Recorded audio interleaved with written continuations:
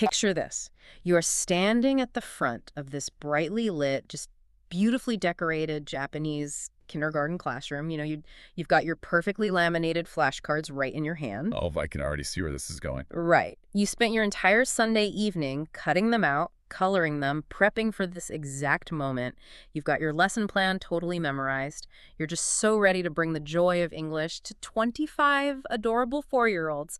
So you hold up a picture of an apple, and then it just happens. Total chaos. Total unmitigated chaos.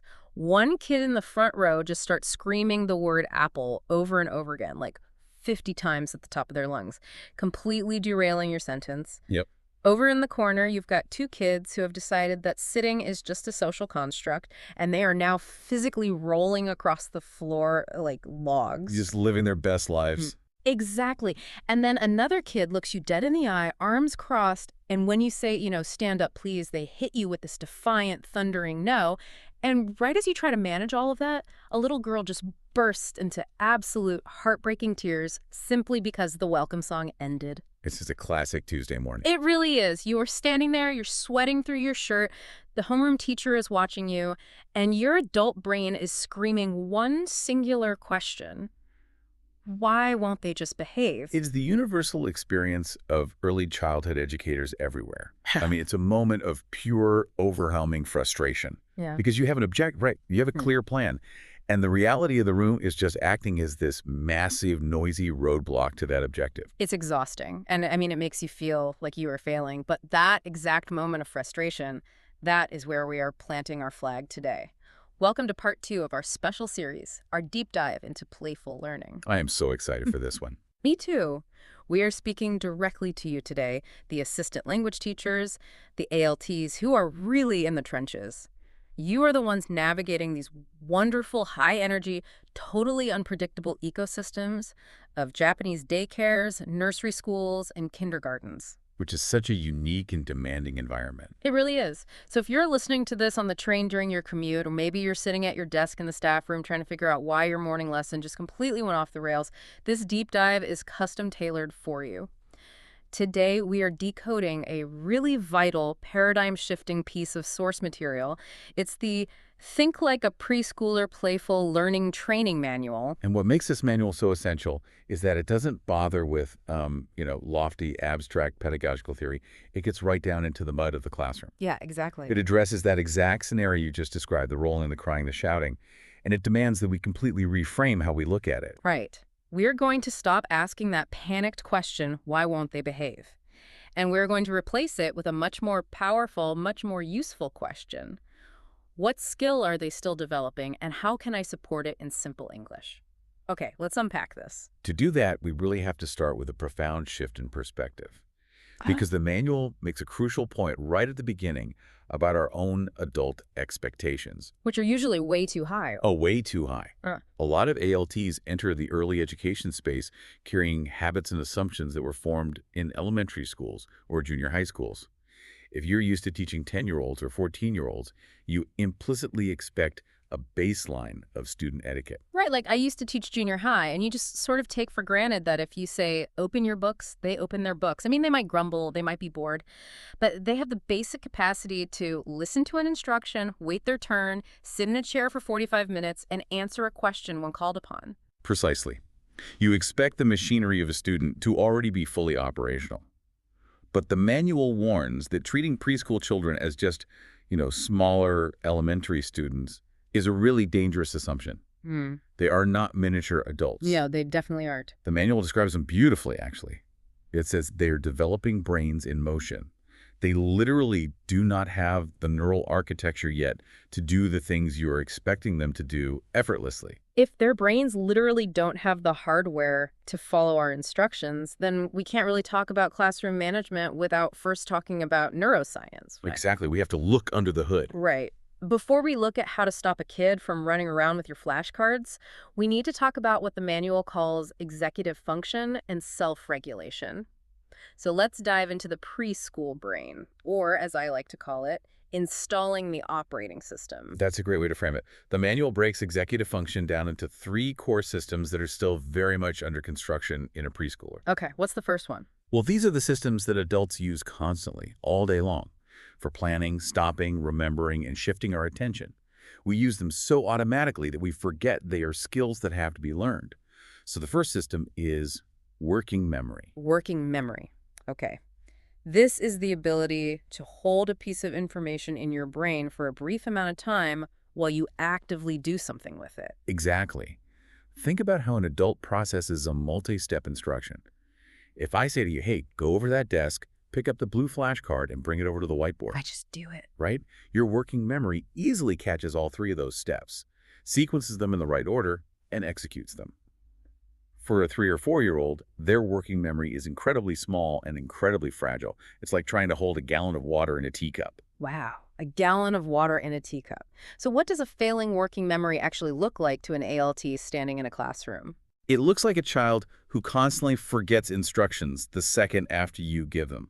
It looks like a child who asks you a question, you answer it, and 10 seconds later they ask the exact same question again. Oh, I've had that happen so many times. Right. Or they are playing a game with you, and halfway across the room they just stop and look around, having completely lost track of what they were supposed to be doing. And as the adult, your instinct is to get annoyed. You think, I just told you what to do. Are you ignoring me? Yes, you take it personally.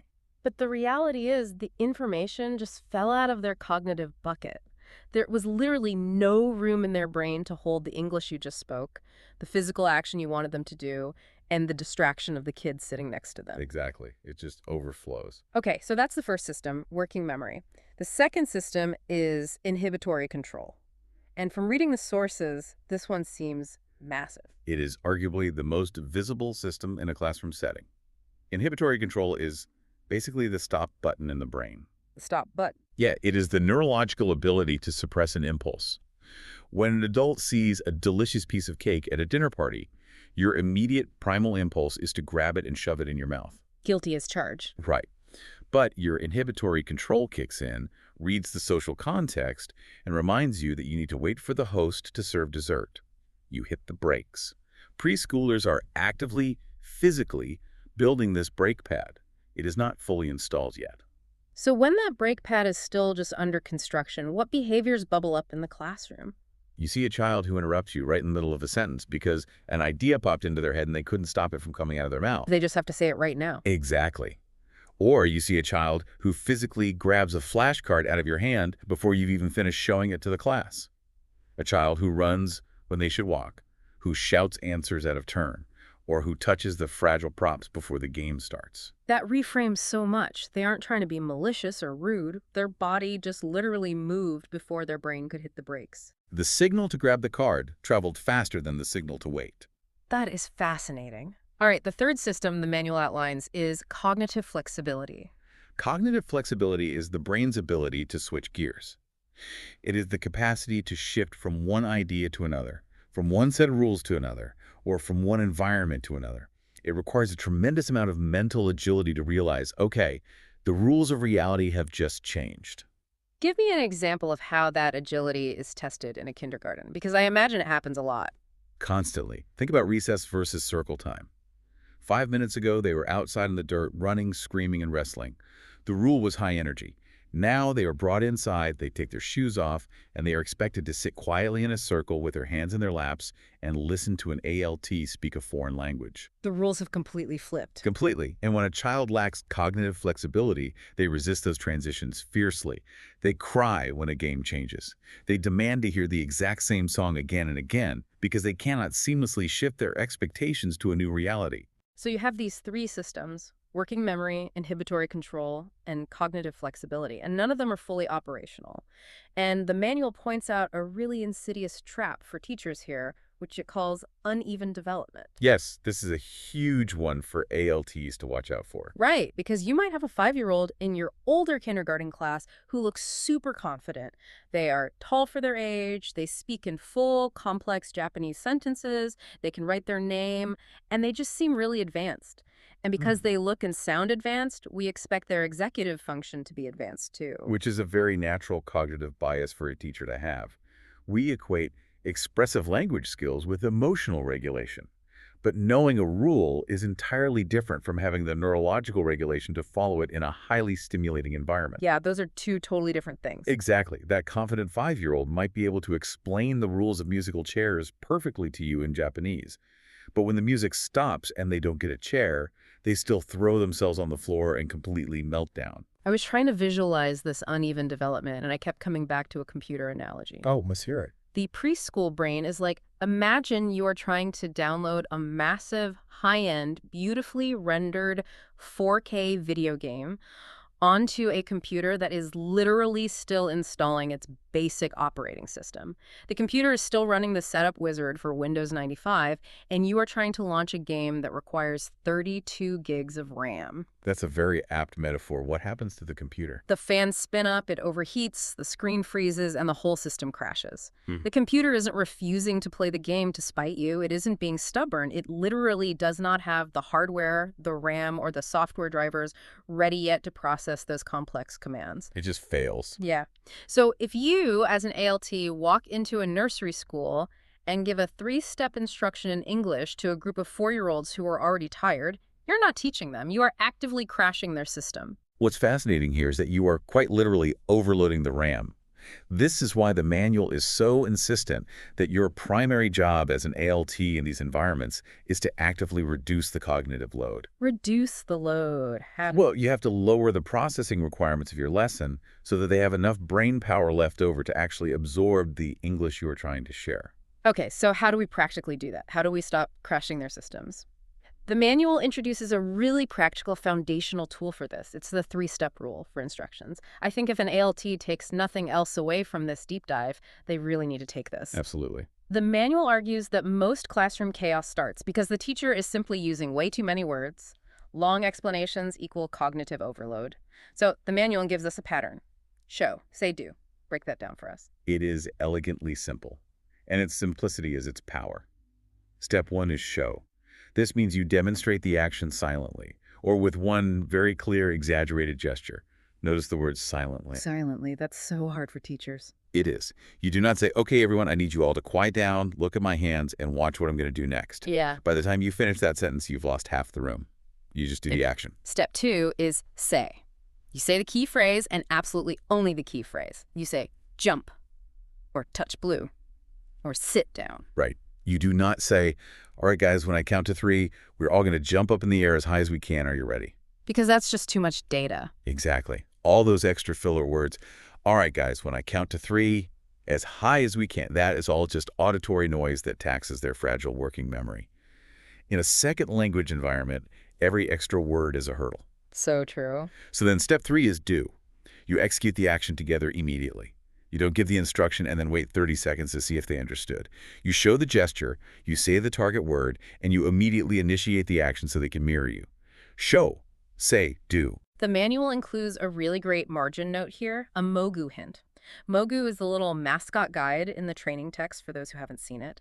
The Mogu hint is basically a diagnostic tool for your own teaching.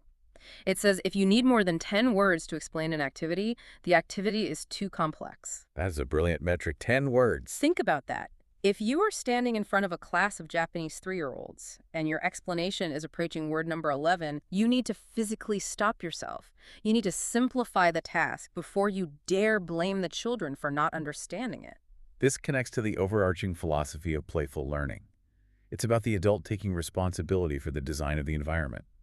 If the children are constantly failing to follow an instruction, the flaw is almost certainly in the instruction itself, not in the children. Okay, so that's the underlying machinery. The executive function is still booting up. The RAM is limited. Once we accept that, once we truly internalize that their brains are literally building the stop and remember buttons in real time, we can completely change how we view their actions. Yes, it changes everything. If their stop button literally hasn't been installed yet, then we have to rethink what it means when they interrupt us or run away.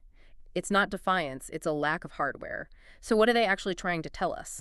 This brings us to the absolute golden rule of early childhood education, which the manual heavily emphasizes. Behavior is communication. Behavior is communication. Yes. Now, before we go further, the text immediately clarifies a misconception. Saying behavior is communication does not mean that every behavior is acceptable. We aren't saying that hitting another child or throwing a chair or running out of the room is fine just because they're communicating. Right, we're not endorsing chaos. Exactly. What it means is that the behavior is providing you with critical data. A child who is running, hiding, repeating things endlessly, grabbing your materials, or refusing to participate is communicating a specific developmental need. They might be communicating that they need a sense of connection, or they might need physical movement because they've been sitting too long. They might need predictability because the routine changed. They might need autonomy or rest or emotional safety. And as an ALT, your first job in that moment is not to punish them. Your first job is to observe and decode that signal. Exactly. The manual reminds ALTs of their specific role in these schools. You are a playmate, you are an entertainer, you are a cultural ambassador, and you are a window to the wider world. You are not the primary disciplinarian. Which is such a relief, honestly. It should be. Your success in teaching them English depends entirely on the quality of your relationship with them, because young children will only try speaking a bizarre new language with adults they feel fundamentally safe with. So to build that trust, you have to read their behavior in its proper context. And reading context can be really hard when you are stressed out. Oh, absolutely. So the manual provides a sort of diagnostic checklist of questions an ALT should run through in their head when a behavior occurs. The first question is, what happened just before? Because behavior never happens in a vacuum. It is almost always a reaction to a specific trigger. Yes. Was there a sudden transition? Have they been waiting in line for 5 minutes, which, by the way, is an eternity for a preschooler? An absolute eternity. Was there a loud truck outside, or getting close to lunchtime and they are fatigued? Did you just introduce a bunch of unfamiliar English words that made them feel insecure? Tracing back the breadcrumbs is essential. The second question on the checklist is this new or typical for this specific child? If a child who is usually incredibly bubbly and participatory is suddenly acting out, hiding under a desk, or refusing to move, that sudden deviation is a major signal. A huge signal. It might signal the onset of an illness, extreme physical fatigue, or a spike in anxiety from something at home. That is a moment where you absolutely do not push the English lesson. You loop in the Japanese homeroom teacher immediately. The third question is my favorite because it really cuts to the core of decoding intent. Is the child seeking, escaping, or expressing? When you look at the disruption, put it in one of those three buckets. I love those buckets. Right. Are they doing this because they are seeking attention or a connection with you? Are they doing this because they are trying to escape or avoid a task that feels overwhelmingly difficult or scary?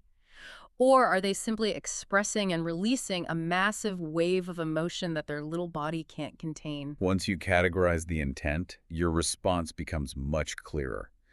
The fourth context question forces you to look at the room itself. Is the environment too much? We often blame the child when we should be blaming the room setup. Yeah, like, is the space too crowded for the game you plan? Exactly. Is the ambient noise level too high? Have they been sitting in an unstructured circle for too long? Are your transitions between games unclear, leaving them wandering around, aimlessly looking for something to do? Often, what looks like a behavior problem is actually just a poor room design problem. And finally, the most important question, linking right back to our discussion on the brain, what skill is missing? Instead of letting your brain think, why is this kid acting like a terror? Force yourself to ask, is this child still learning how to wait their turn? Yes. Are they still learning how to appropriately ask for help when they're confused? Are they still learning how to switch from a high-energy state to a low-energy state? Because if they are still learning those skills, they need adult support to practice them, not punishment for failing them. This framing leads to a very sharp warning in the manual. The text explicitly warns ALTs against relying on what it calls the lazy label. Oh, the lazy label. Let's talk about the lazy label because I guarantee every single teacher listening to this has used one in their head. Yeah. It is so easy when you are sweating and your carefully planned lesson is disintegrating in front of you to look at a kid and label them in your mind. You think that kid is just naughty. Right, or she is being so difficult. He is rude, they are spoiled, he's just attention-seeking. We use those labels because they are easy shortcuts for our tired brains. But the manual argues that these labels are deeply dangerous because they fundamentally alter the adult's physiological and emotional reaction. Words dictate mindset. How so? Well, when you label a child as naughty, difficult, or spoiled, you are placing the blame squarely on the child's moral character. You're essentially telling yourself that this 3-year-old has bad intentions. And if you genuinely believe a child has bad intentions toward you, your natural human response is to become defensive, rigid, and punitive. You want to win the power struggle. Exactly. You stop teaching and start battling. So the manual urges ALTs to consciously replace those lazy character-based labels with developmental labels. Right, so you have to train your internal monologue. Instead of Wow. thinking that kid is being so difficult today, you force yourself to think that child seems highly overstimulated right now. That changes the whole vibe. It really does. Instead of reacting to an interruption with, she is so rude, you reframe it as, she is unsure and is still learning the skill of waiting. Instead of, he's just acting out to ruin my game, it becomes, he clearly needs physical movement right now. Even the term attention-seeking, which carries such a negative, manipulative connotation, should be reframed as connection-seeking. It completely lowers your blood pressure and changes how you interact with them. It builds empathy instead of walls. Now, I have to pause here. I need to push back on this a little bit. Please do. I am putting myself in the shoes of a veteran ALT listening to this on their commute, and they are rolling their eyes. Are we really sitting here saying that every single time a kid acts out, rips a flashcard out of your hand, runs away laughing, or screams over your song, Yeah. that it's just some beautiful, innocent, developmental milestone? Let's be real. What if they are just genuinely being stubborn? What if they are a smart 5-year-old who knows exactly what they are doing and they are just testing the limits to see what they can get away with? Is the ALT just supposed to smile like a Zen monk, reframe it as connection-seeking, and let the kid walk all over the lesson?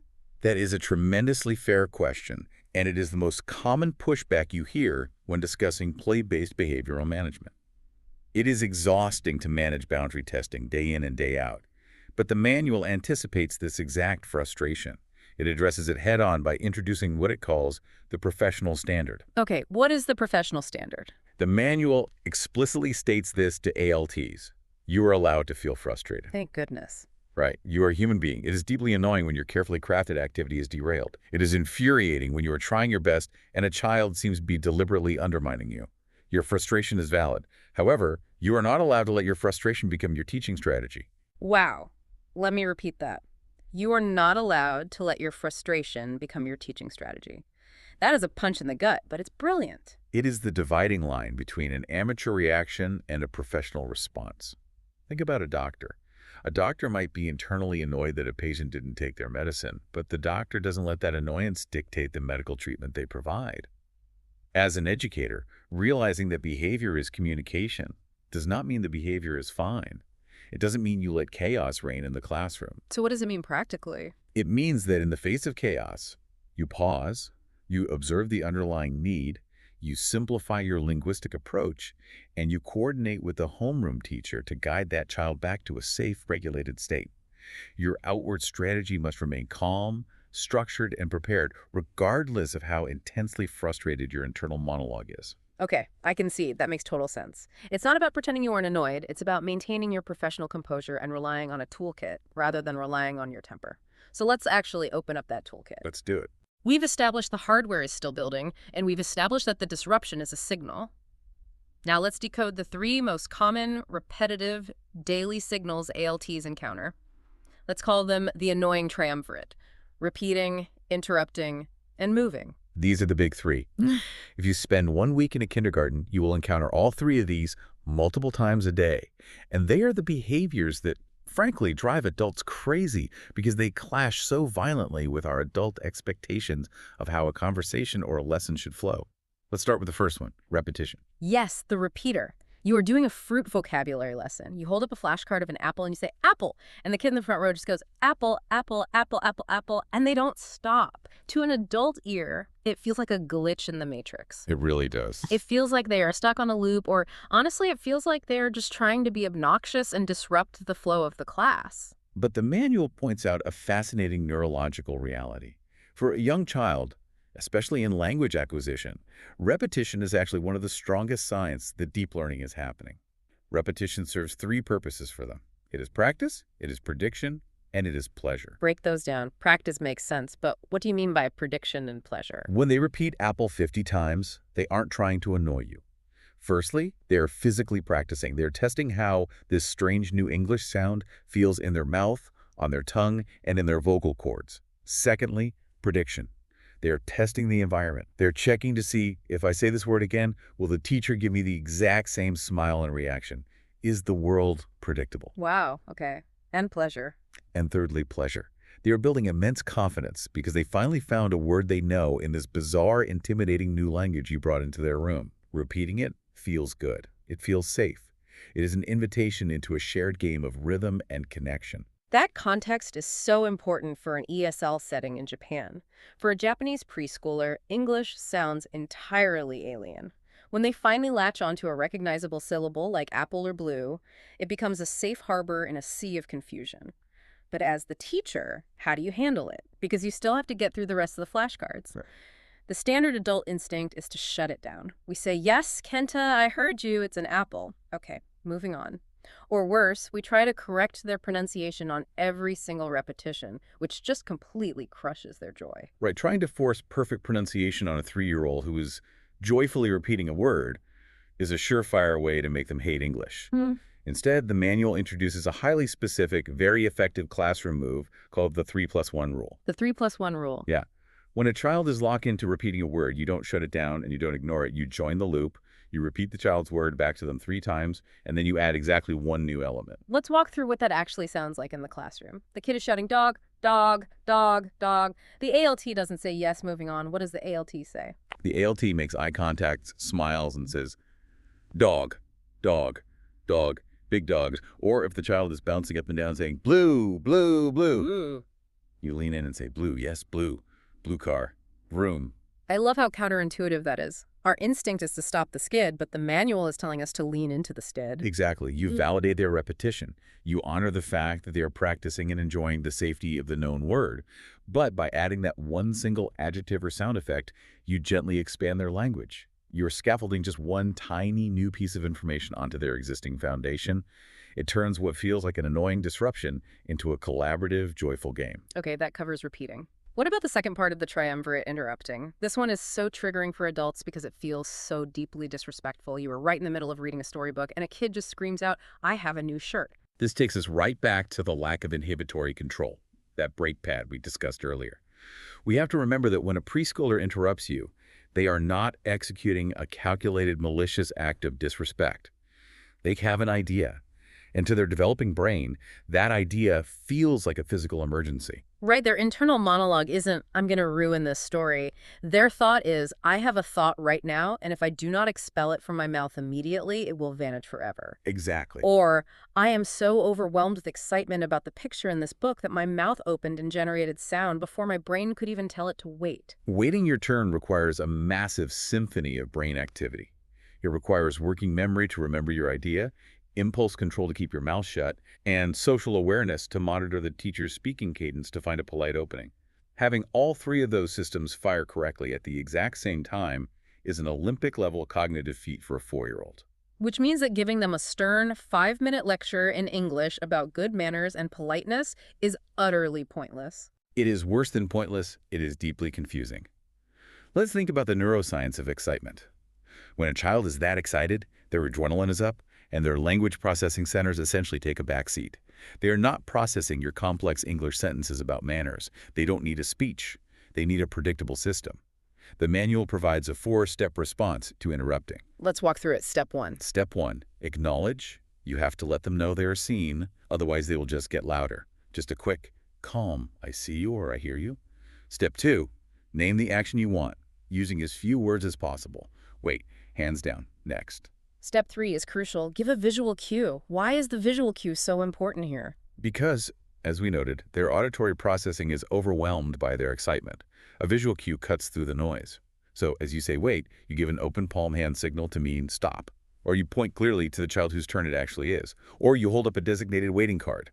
Or you simply put your hand on your own chest to signal calm. It has to be visual. And then, step 4, return to the child. Return to the child. That is the trust builder, isn't it? Absolutely. When it is finally their turn, you must proactively go back to them and say, okay, your turn now. That is how you teach the skill of waiting.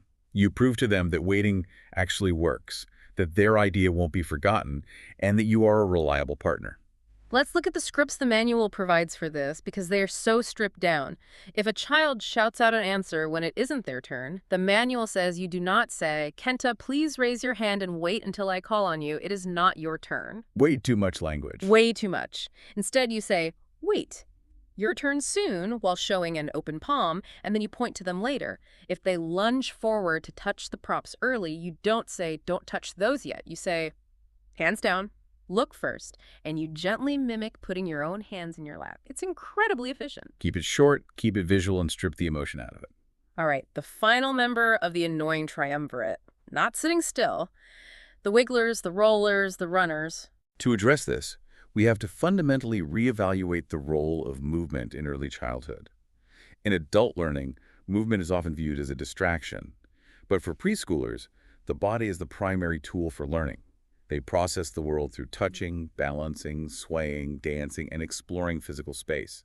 When you demand that they sit perfectly still for long periods of time, you are asking them to suppress a major driving developmental need. The manual has a profound sentence regarding this. It says, if the lesson does not include enough planned movement, the children will create their own. And when they create their own movement, it usually looks like absolute chaos to the teacher. But the manual argues that this chaos is not a moral failure by the kids, it's a design problem by the ALT. Yes.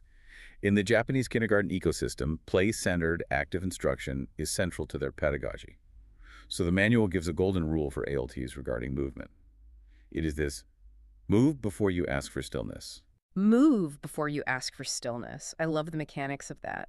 Before you expect them to sit quietly in a circle, look at a tiny picture book or focus on a matching game. You have to proactively give them a physical release valve. You don't just say, sit down. You say, okay, everyone jump 5 times. Shake your hands, stomp your feet, stretch up as high as you can, freeze, take a deep breath, now sit.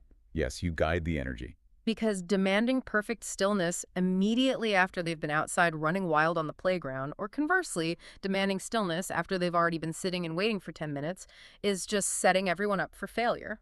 Stillness is achievable, but usually only after structured movement. The manual gives some great, very practical activity adjustments here. If the kids are rolling on the floor during your flashcard presentation, the problem is likely that you've asked them to sit for too long. So what's the adjustment? Get them up, scatter the cards around the edges of the room, and have them run to touch red.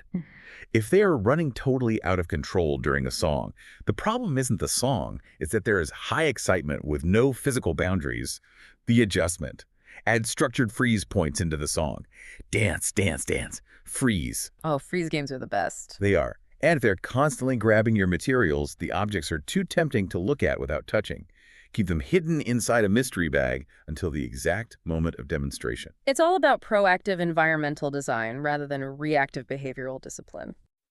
Okay, so we've managed the wiggly kids, the talkative kids, and the repetitive kids, but let's raise the stakes. Let's do it. It is one thing to manage a kid who keeps saying apple or who wants to stand up. It is an entirely different beast when a child plants their feet, glares at you, and actively resists your instruction, or when they just completely melt down into a puddle of tears. Let's look at the emotional extremes, starting with the most powerful word in the English language, no. Hearing a child shout no can feel incredibly personal to a teacher. It triggers our adult ego, especially if you are an ALT doing a special observed lesson and the homeroom teacher, who you want to impress, is standing in the back of the room. The pressure is so high. Exactly. You smile, you hold out a card, you ask the child to stand up, and they shout no. It feels like a direct public challenge to your authority. Your blood pressure spikes. But the manual reframes this beautifully. It suggests that in a preschool environment, saying no is often a crucial developmental milestone. It is a sign of emerging agency. They are suddenly realizing, wait a minute, I am a separate autonomous person from the giant adults around me. I have preferences, I have my own will, I have power. Exactly. It's the emergence of the self. And a refusal isn't always a malicious power play. Often it functions as a shield. They might be saying no because they're deeply uncertain of the English you just used, and they are afraid of looking foolish. That makes a lot of sense. Or they might say no because they are physically exhausted. They might say no because the room is too loud and they are overwhelmed. Or they might just be genuinely shy and introverted. So, knowing all that, how does an ALT navigate a refusal without getting sucked into a public power struggle? Because you can't just let them say no and walk away. The manual introduces a brilliantly simple solution, the power of two choices. Offering two choices is an incredible de-escalation tool. It diffuses the power struggle by offering the child the autonomy and control they are craving. But crucially, both choices are acceptable to you, the teacher. The secret here is to never ask a yes or no question if no is going to derail your lesson. You never ask, do you want to play the game if playing the game is mandatory? Right. If you ask, do you want to play, and they say no, you have completely backed yourself into a corner. You're trapped. Now you have two terrible options. You either have to physically force them to participate, which looks terrible and ruins the vibe, or you let them opt out, which breaks the lesson and teaches the other kids that participation is optional. So instead, you give autonomy inside a heavily controlled, safe structure. You ask, do you want the red card or the blue card? Are we going to jump like a rabbit or clap our hands? Do you want to sit on this yellow mat or that green mat? And my personal favorite for a reluctant child, do you want to watch first or try now? Watch or try is absolute verbal judo. It is brilliant for a shy child. It completely validates their hesitation without excluding them from the group. Okay, I see you're nervous. Watch first. You can try later. You aren't forcing English production. You aren't shaming them in front of their peers for being shy. And you aren't repeating the instruction louder and louder, which never ever works. You redirect their resistant energy into a safe choice. But what happens when choices don't work? What happens when you encounter sudden crying? A child is perfectly fine 1 second playing happily, and the next second there is an absolute, inconsolable emotional flood. The random meltdown. This is the hardest part of the job. A kid is crying, and as an adult, you are frantically scanning the room, trying to figure out who hit them. The preschool emotional system is highly volatile. It can shift from joy to despair in a microsecond. And the triggers for these meltdowns can seem incredibly minor, even absurd, to an adult brain. A child might burst into tears because another child simply looked at their toy, or because they made a tiny, imperceptible mistake in a matching game, or because a loud truck drove by outside, or just because it's 11:15 a.m., their blood sugar has dropped and they are hungry. The manual notes that adults often frustrate themselves by looking for a big enough reason to justify the child's crying. Oh, that is so true. We think you didn't even scrape your knee. Nobody touched you. Why are you screaming like the world is ending? But the manual has a great line. Kids don't need an adult-sized reason for a child-sized emotional flood. The behavior, the physical feeling of despair, is 100% real to them, even if the trigger looks entirely invisible to us. This introduces one of the most important psychological concepts in the manual, the regulation gap. Young children do not possess the internal neurological tools to reliably self-soothe. When their nervous system spikes, they cannot bring it back down on their own. They develop emotional regulation through a process called co-regulation. Co-regulation. Explain how that works mechanically. It relies heavily on mirror neurons in the brain. Essentially, a child has to literally borrow calm from the adults around them because they cannot manufacture it themselves yet. If a child is frantic, screaming and crying, and you approach them with frantic, stressed, panicked energy, saying, "What's wrong? What happened? Stop crying." Their mirror neurons pick up your panic, and you are essentially pouring gasoline on the fire. You must act as the anchor. You have to project the calm state that you want their nervous system to mirror. Borrowing calm. I love that phrasing. So how does an ALT project that anchor of calm? The manual gives a very specific 6-step response for co-regulation when a child is melting down. Let's go through it. Step 1. Pause. If it is safe to do so, briefly stop the main activity near the child so the room isn't swarming around them. Step 2. Soften. Consciously soften your voice, lower your pitch, and soften your facial expression. If you look angry, wide-eyed, or panicked, they will escalate. Step 3. Use one emotion word. This is called name it to tame it. You just softly offer a word: sad, scared, angry. Do not ask them for a complex explanation in English. They couldn't explain it in Japanese in that state, let alone English. Step 4. Validate briefly. Just as simple, it's okay, I'm here. Step 5. Offer support. Again, minimal words. Teacher help. Breathe. Sit here. You're reducing all pressure to perform or participate. And then there's step 6, which is perhaps the most vital instruction in the entire manual for an ALT. Let the Japanese homeroom teacher lead if the distress continues. If we connect this to the bigger picture, this brings up the absolute boundary for ALTs working in Japan. This is a critical professional line. Yes. The manual establishes a very hard line here. It reminds you of your job title, assistant language teacher. You are not a certified child psychologist. You are not a medical professional. And you are not the primary legally responsible caregiver in that room. The manual states in no uncertain terms if a child is injured, sick, inconsolable, aggressive, or trying to leave the room, involve the Japanese homeroom teacher immediately. Do not try to manage serious distress alone. Do not be a hero. It is not your job to psychoanalyze a deeply distressed child, and it is certainly not your job to physically restrain a child who is trying to escape the room. Your job in a crisis is to be a calm, supportive presence, offer some gentle English co-regulation if appropriate, keep the rest of the class safe and occupied, and immediately signal the homeroom teacher to take over the primary care. Exactly. Knowing your professional boundaries is just as important as knowing your teaching strategies. Let the HRT do what they're highly trained to do. All right, so we've talked extensively about how to handle the wiggly moments, the repetitive moments, and the emotional meltdowns when they happen. But how do we proactively prevent all this? How do we stop the train from derailing in the first place? That takes us to the environmental design, what I want to call the pillars of sanity: routines, repetitive questions, and transitions. Let's start with building an environment that feels fundamentally safe, and that starts with routines. We established in the very beginning that the preschool brain has a very limited energy budget, especially when they're attempting to process a second language. Routines are the ultimate energy saver. The manual posits that predictability creates psychological safety. Think about it. If they know exactly what is going to happen next, they don't have to spend precious brain power worrying about it. In Japanese early childhood settings, the day is highly structured around predictable routines. The morning greeting, changing from outdoor shoes to indoor shoes, lining up for the toilet, washing hands, lunchtime, nap time. The ALT's job is not to come in like a hurricane and blow up that routine with a totally unstructured 45-minute English extravaganza. Your job is to fit your English seamlessly into their existing structures. The manual explains that routines do three things. They reduce anxiety, they support memory, and they make transitions clearer. If you use the exact same hello song every single lesson, week after week, the children eventually don't have to spend energy learning the song anymore. They just get to joyfully participate in it. That mastery builds immense confidence. And it builds a groove, you know? Yes.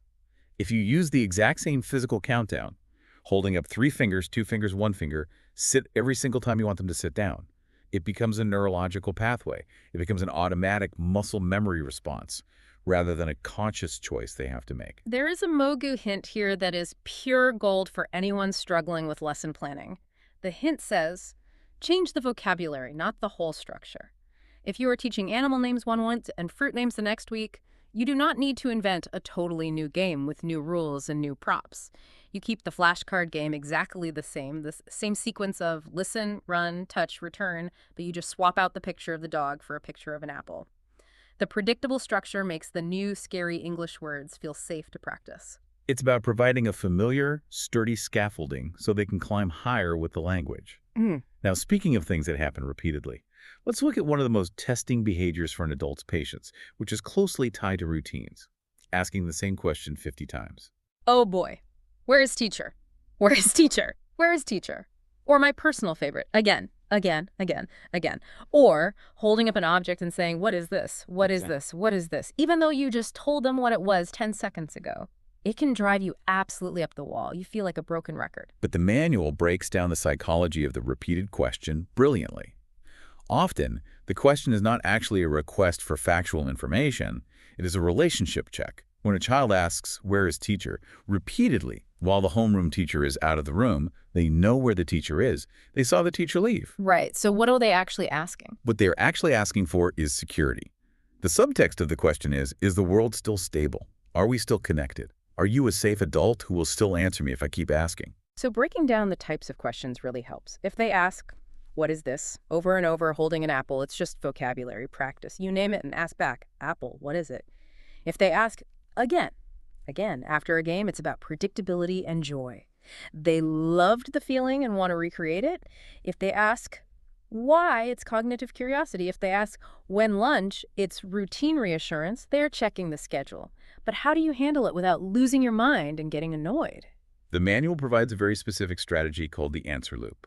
The key to the answer loop is consistent language paired with a consistent visual cue. If your verbal answer changes every single time they ask, if you say, we will eat soon, and then lunch is in 10 minutes, and then I told you we are eating after this song, you're actually encouraging them to ask more questions because they are trying to figure out the pattern of your shifting answers. Yeah. You have to give the exact same answer. Let's give the script. The child says, again, after a game of Duck Duck Goose, you want to play one more time and then stop. The ALT says, again, last time.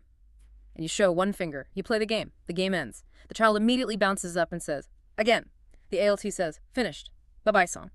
Use the exact same words, the exact same gesture, with the exact same calm tone. You close the loop. Now, this raises an important question, and it's another boundary issue the manual points out. When does repetition signal actual stress?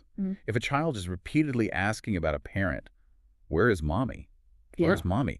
Or asking about food constantly in a frantic way, or talking about toileting, or pointing to a body part that implies pain, that is not playful curiosity, that can be separation anxiety, trauma, or physical discomfort. And in those moments, you do not use the answer loop.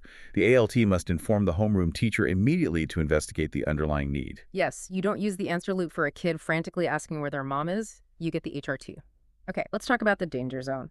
The absolute Bermuda Triangle of any preschool lesson where everything falls apart. Transitions. Transitions are the moments between activities, moving from free play to circle time, cleaning up blocks, changing from a high-energy running game to sitting quietly and looking at a book. The manual identifies transitions as the prime trigger for behavior problems. Why? Because a transition demands the developing cognitive flexibility we discussed earlier. The children have to abruptly stop one mental state and enter an entirely new one. And often, they might not even understand the English cue you gave to signal the transition. Or they're super engaged in building a magnificent block tower and simply aren't ready to mentally switch gears.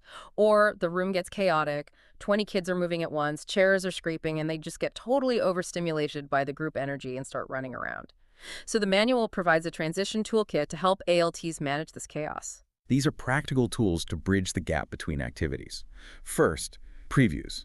Don't just suddenly blow whistle and announce that a game is over. Give a warning so their brain can prepare. One more time, then sit. Second, countdowns. Give them a visual and auditory runway. Use your fingers. 3, 2, 1, sit. Third, bridge songs. Sing the exact same short, simple, familiar transition song every single time you clean up or move to the circle. It acts as an auditory cue that the environment is shifting. Visual cues are great too. Show the flashcard for the next activity so they know what is coming. Use body cues, hands on head, hands on knees, sit down. And my favorite trick, giving them a job. Ooh, that's a good one. Yeah, if you have a kid who always struggles with the chaos of a transition and starts acting out, give them a physical role. Can you hold this flashcard for me? Can you help me collect all the red balls? It gives their frantic brain a specific, concrete target to focus on during the chaos of the room shifting. And the overarching design principle the manual emphasizes regarding all of this is a transition is an activity. You must plan the transition just as carefully as you plan the main game or the song. Do not treat transitions as empty, dead space between the real parts of your lesson. The transition is part of the lesson. If you don't plan the transition, the kids will plan it for you, and I promise you, their plan involves running in circles screaming. All right, we have covered a massive amount of developmental ground today. We've talked brains, behavior, emotions, and routines, but we need to ground all of this in the specific daily reality of the job. That brings us to our final section, the ALT reality in Japan and reflective practice. We have to contextualize these tools. Yes, because an ALT does not operate in a vacuum. You are not a solo act. The manual is very clear on the role boundaries in Japanese early education. The ALT is not the main classroom teacher. You are a guest in their ecosystem.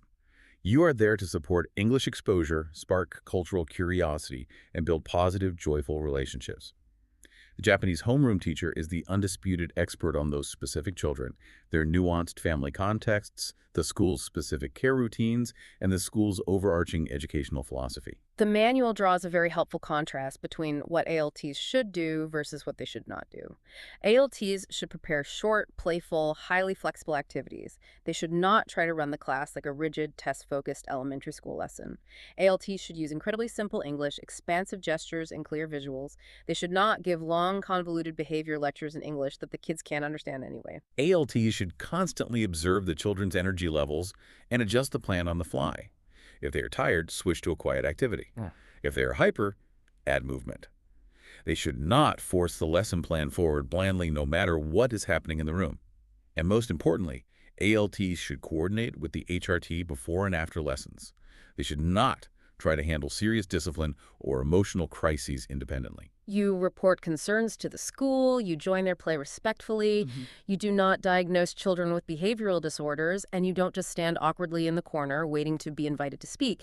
It's a delicate, complex dance of being highly engaged and energetic, but also entirely deferential to the HRT's leadership of the room. The manual actually gives great coordination phrases you can use with the HRT, like, could you help me bring them to the circle? Or, he seems really upset, could you please check on him? You have to act as a unified team. To synthesize all of this research, neuroscience, and strategy into daily practice, the manual outlines 10 habits that prevent frustration. Now, rather than just listing all 10, let's deeply explore 3 of the most counterintuitive ones that can really transform an ALT's daily experience. Good idea. Let's look at habit 1. Start with connection before instruction. What does that actually look like when you walk into a school? It means that before you ever hold up a flashcard, before you ever demand that they repeat an English word, you have to establish yourself as a safe person. You arrive early, you get down on their physical level, you smile, you make eye contact, you admire the block tower they are building, you give a high five. If you try to force instruction before you have established a human connection, you will meet resistance. Connection lubricates the gears of learning. Okay, let's look at habit 2, which we touched on earlier, but it's worth exploring deeply. Use fewer words than you think you need. The Mogu 10-word limit. This is so hard for native English speakers. It is incredibly hard because we use language to fill awkward silences. When a child looks at us blankly, our instinct is to explain it again, using different, more complex words. But in a second language preschool environment, more words equal more confusion. You have to ruthlessly edit your speech. Strip away the idioms, the filler words, the complex conditional sentences, speaking clear, absolute necessities paired with massive physical gestures. And let's look at habit 7. Give choices inside boundaries.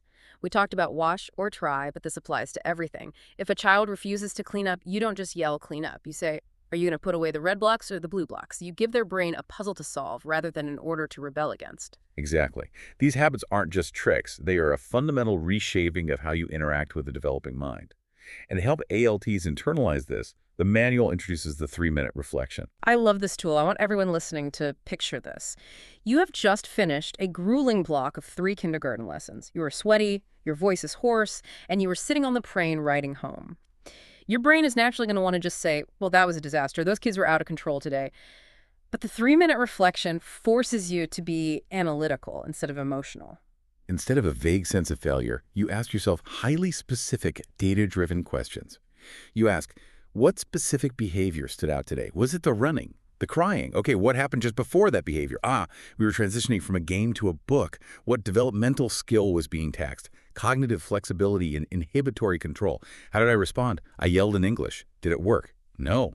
What could I simplify next time? Next time, I will use a countdown and a bridge song. It takes the emotion out of it and turns it into a puzzle you can solve. So what does this all mean? Bringing it all together, the goal of this training manual and the goal of this deep dive today isn't to help you deliver a perfect, pristine 10 out of 10 preschool lesson where every single child sits like an angel, stares at you in rapt attention, and pronounces rhinoceros flawlessly. That is a complete fantasy. The actual goal is to help you become more observant, more flexible, and more developmentally realistic each and every time you walk through those tiny classroom doors. It is entirely about changing your lens. When you observe the behavior first, when you actively simplify your language, and when you approach them gently through play, you drastically reduce the friction in the room. And when you swallow your pride and lean on your homeroom teacher for the heavy lifting of care and discipline, you protect your own energy, and you preserve your positive relationship with the students. Which brings us to our final summary for today's deep dive. I want you to remember the manual's golden sentence. Write it on a sticky note. Put it on your lesson plan clipboard. Keep it in the front of your mind when the noise level is rising, the kids are off the rails, and the flashcards are flying across the room. Children are not trying to ruin your lesson. They are showing you what skills are still under construction. They are handing you their developmental blueprints. They are showing you exactly where the foundation is weak, and they are asking for your help to build the house. I want to leave you, the listener, with a final provocative thought to mull over as you prep your materials for your next kindergarten assignment. It's something not explicitly written in the text, but it builds on everything we've unpacked today. We talked endlessly today about how young children rely on physical behavior to communicate, running, crying, grabbing, hiding, repeating, because they literally lack the verbal language and the neurological hardware to express complex needs. But think about this. How much of our intense adult frustration simply comes from our lack of fluency in their language? That is a fascinating, humbling perspective. We stand there expecting them to effortlessly learn English, but we fail to do the work to learn their language of development. Exactly. As an ALT, you are in Japan to teach English. That is your job title. That is your primary role. But to be truly effective, to survive and actually thrive in a preschool environment, perhaps the most vital second language you are learning to speak right now isn't Japanese. It is the language of early child development. And the more fluent you become in reading those behavioral signals, the more joyful, chaotic, and wonderful your classroom will be. Observe first, simplify next, play gently. Thank you for joining us on this deep dive. Go out there, have fun, keep your instructions under 10 words, and we will see you next time.